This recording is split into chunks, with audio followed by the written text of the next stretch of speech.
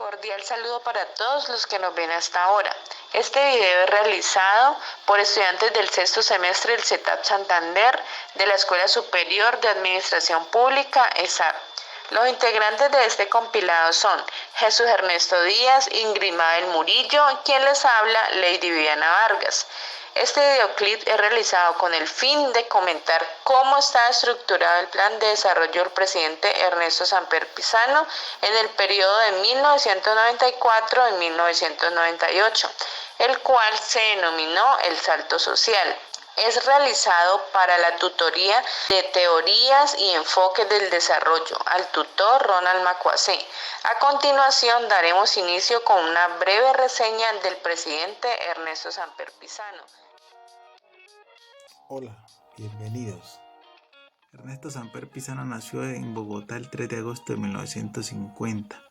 Es abogado, economista y político. A lo largo de su carrera como político ocupó varios cargos. Fue concejal de Bogotá, senador de la República, diputado por Cundinamarca, embajador de Colombia ante España, ministro de Desarrollo. Fue presidente de la República de Colombia entre el periodo de 1994 a 1998. En el 2014 fue elegido secretario general de la UNASUR, organismo que presidió hasta el 31 de enero de 2017. Para 1994, Colombia se encontraba sumida en una profunda polarización por parte de los partidos políticos, lo que ocasionaba una profunda crisis de gobernabilidad, producto del conflicto armado y la arremetida de narcotráfico con sus prácticas de terror que desencadenaban una cruenta violencia por parte de los carteles de la droga. Además de la lucha constante que daban los capos de narcotráfico para evitar ser extraditados. A través de sobornos tenían permeados casi toda la clase política, lo que dificultaba aún más esta situación. Bajo esta situación política y social, asume la presidencia Ernesto Samper Pizano el 7 de agosto de 1994. Debido al fenómeno de la corrupción que se veía casi en todos los estamentos gubernamentales, apenas una semana después de la posición del presidente Ernesto Samper Pizano, estalla uno de los más penosos escándalos que ponía en duda la legalidad de su elección. Este proceso se radicó en la Corte Constitucional con el número 8000, por lo cual se denominó Proceso 8000. Este proceso se conoció a nivel nacional e internacional y se simbolizó con la figura de un elefante. Esta investigación se dio porque aparecieron audios que comprometían la campaña del presidente con la filtración de dineros ilícitos del cartel de Cali en su campaña. Investigación que tuvo sus trámites legales y terminó con llevar a la cárcel al tesorero de la campaña. Finalmente el presidente en sus declaraciones siempre se mantuvo que esos dineros que se encontraron en su campaña se introdujeron a espalda a él, y posteriormente fue absuelto en medio de grandes interrogantes.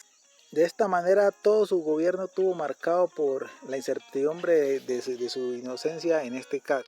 A continuación comentaremos las políticas de este plan.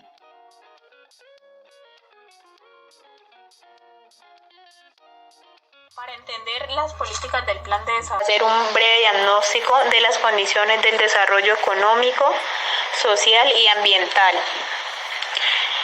Para ello consideraremos la evolución económica, el estado de infraestructura, la situación social, la violencia y justicia, la crisis ambiental y por último la estructura y el tamaño del Estado colombiano. Hasta 1993 se mantuvieron tendencias ascendentes de la tasa de ocupación y descendentes la tasa de desempleo, que se había iniciado en un segundo lustro de los años 80. El empleo público, que se redujo de un 9,8 a un 8,8%, y el informal, que disminuyó de un 49,9% al 47,7%. La crisis agropecuaria se manifestó en una pérdida de cerca de 230.000 puestos de trabajo en las zonas rurales del país, Además, una caída de los ingresos reales, un aumento en los niveles de pobreza y una proporción dramática de la población rural en condiciones de indigencia de un 37%. Las exportaciones menores o no tradicionales fueron uno de los renglones más golpeados. Hacia el año 1994, la tasa de ahorro del sector privado alcanzó solo un 7,3% del PIB. El estado de infraestructura, por su parte, la capacidad de generación eléctrica era en 1990 de 273 megavatios por cada millón de habitantes. Los indicadores de disponibilidad de vías eran 9 kilómetros pavimentados por cada 1000 kilómetros cuadrados. En el campo energético las pérdidas eran de 22% en comparación con varios países. Frente a la situación social, según información suministrada por los censos en ese entonces, entre 1973 y 1985, y una encuesta socioeconómica de 1993, dieron indicios de que en las últimas décadas el país había experimentado una disminución sustancial de la pobreza de un 58,9% a un 20,6% entre 1973 y 1993 en las cabeceras municipales. En las zonas rurales cayó del 87,9% al 59,8%. La violencia y la justicia. En el año 1993 se presentó un índice de homicidio de 28.173, en el cual un 94% es el resultado de la acción de agentes difusos. Entre 1990 y 1993, en promedio, se denunciaron en el país 208.000 delitos. La crisis ambiental. Recordemos que Colombia tiene una gran riqueza de recursos naturales. Las causas de los deterioros están dados por 4 condiciones. 1, el libre acceso de los recursos naturales. 2, la ausencia de mecanismos que permitan cobrar por el deterioro ambiental. 3, la pobreza y bajos niveles educativos de gran parte de la población. Y 4 y último, los patrones de consumo. Los eventos que más afectaron el territorio nacional en 1993 fueron inundaciones en un 76,5%, vendavales un 14,1%, deslizamientos un 4% y sismo un 2,9%. En cuanto a la infraestructura y el tamaño del Estado colombiano, el Estado es medido por el tamaño del gasto público.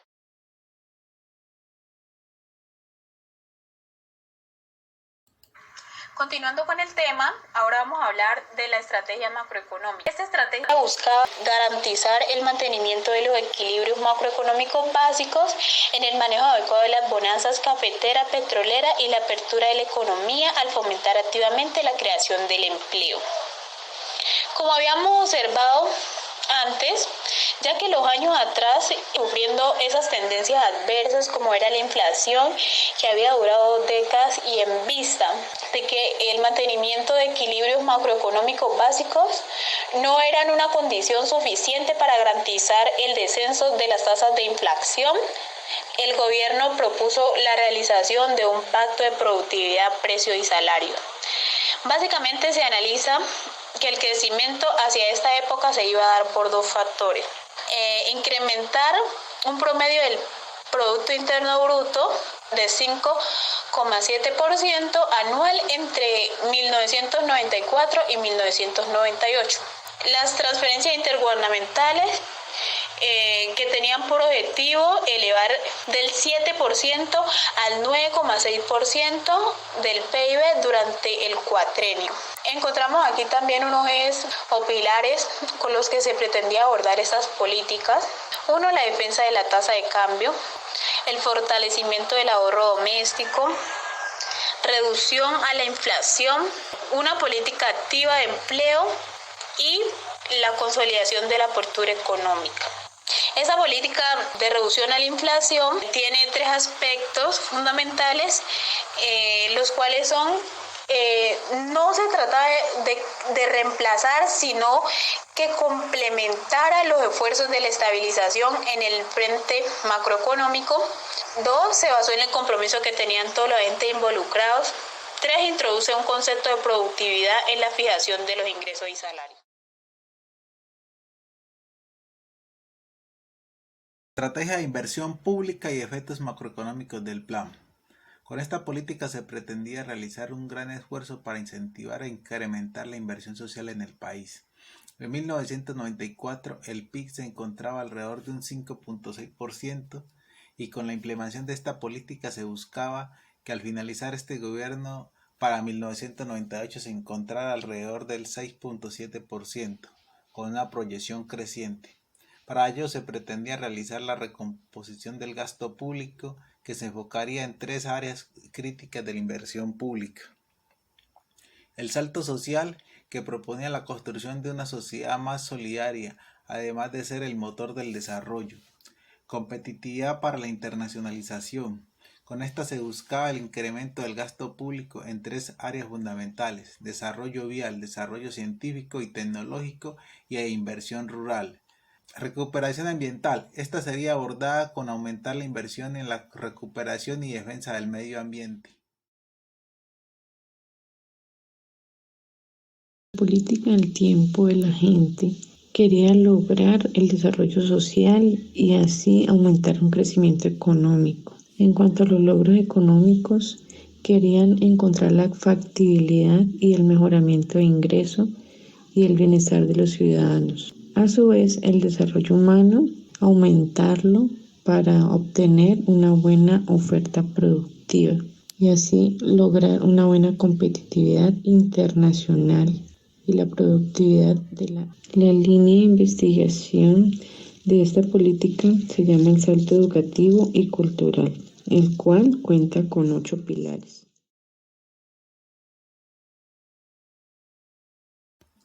Política de competitividad para la internacionalización. Con esta aparece el Consejo Nacional de Competitividad como organismo asesor del presidente de la República en diseño de políticas que permitieran a los sectores productivos del país alcanzar una posición exitosa en los procesos de internacionalización de la economía a través de la creación de ventajas competitivas sostenibles. La estrategia de competitividad que garantizaría el tránsito de la apertura a una verdadera internacionalización de la economía colombiana. Esta política sería coordinada por el Consejo Nacional de Competitividad y tiene 5 programas especiales. Primera, la Política Nacional de Ciencia y Tecnología. La segunda era el Plan Estratégico Exportador. La tercera era la Política de Modernización Agropecuaria y Rural. La cuarta era la Política de Modernización Industrial y la quinta era la Estrategia de Infraestructura para la Competitividad, con las que se buscaba ser competitivo a nivel internacional.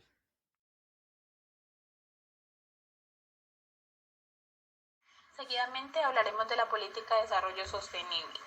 El objetivo de la política ambiental del salto social es avanzar gradualmente hacia el desarrollo humano sostenible. Esto se entiende como la aplicación de las oportunidades y capacidades de la población a través de la formación de capital social para satisfacer de manera cada vez más equitativa las necesidades de las generaciones presentes, mediante un manejo prudente del patrimonio natural, con el fin de mantener abiertas al mismo tiempo las oportunidades de bienestar para las generaciones futuras. La política se orientará al mantenimiento de la renovabilidad de los recursos, la reorientación de su utilización económica y la conservación de la diversidad étnica. La política se desarrollará con base a 4 objetivos básicos: promover la nueva cultura del desarrollo, mejorar la calidad de vida, realizar una gestión ambiental e impulsar la productividad limpia. La cultura del desarrollo tiene como base los principios del desarrollo humano sostenible. La calidad de vida comprende esa solución a los problemas ambientales que afectan a la población. La gestión ambiental sostenible es la que va encaminada a aumentar la renovabilidad del capital natural, y la producción limpia deberá conducir a reorientar las tendencias no sostenibles al introducir tecnologías limpias. La política de más y mejores empleos contiene 5 pilares, el cual su objetivo es acrecentar la competitividad y las condiciones de empleo en las pequeñas unidades productivas para todos los colombianos. Política del buen gobierno, la descentralización, la participación ciudadana y el mejoramiento continuo de la gestión pública son los elementos más importantes de esta dinámica. De ello se desprenderá la posibilidad de lograr mayor eficacia y eficiencia de la acción del Estado. La descentralización y el ordenamiento territorial inicia a mediados de la década pasada y afianzada con la Constitución de 1991, es el fruto de un proceso político concertado y participativo y constituye el pilar fundamental para alcanzar la autonomía territorial. Es importante tener en cuenta que el gobierno del presidente Samper busca un modelo que regrese al campo como la base del desarrollo a largo plazo. Por lo tanto, las estrategias propuestas para alcanzar los objetivos eran: impulso al desarrollo institucional, creación del Ministerio de Interior, ordenamiento territorial y fortalecimiento fiscal. De esta manera continuamos con la agenda internacional, el cual contiene 4 pilares. Lo que llevó a cabo a crear esta agenda internacional fueron los profundos cambios en los balances políticos, ideológicos y económicos que se experimentaban a nivel mundial en los años recientes. Fueron creciendo entre naciones y generando gran diversidad de actores e intereses sociales y escenarios de discusión y negociación. Esto impuso la necesidad de llevar a cabo una nueva agenda internacional, el cual que hiciera partícipe al país de los procesos de la globalización e integración económica, y así se lograra al mismo tiempo participar activamente en las discusiones internacionales sobre el medio ambiente, derechos humanos, democracia, drogas ilícitas y lucha contra la pobreza, entre otros temas que estaban pendientes. Tenía una relevancia creciente en el desarrollo social y económico mundial. Es decir, lo que se pretendía era contribuir a concretar los procesos de reformas a que se han sometido los principales organismos internacionales. Esto ha sido con el objeto de buscar que las decisiones de la comunidad internacional reflejen de manera apropiada e inmediata las aspiraciones y los intereses de todos los países. Es la fase existente entre los recursos asignados a la red, los problemas existentes de inflación, reevaluación, los altos niveles de evasión de impuestos y las proyecciones del déficit del gobierno central, el salto social que al comienzo de la administración de Samper contaba con recursos por 38 billones de pesos, finalizará con menos de 34 billones de pesos. El apretón en el gasto público se viene de 1995 hasta 1996. Lo más sorprendente de todo es la ausencia de la política y de los programas sociales del Estado en sus niveles nacional, departamental y local para prevenir y atender los desplazamientos del país.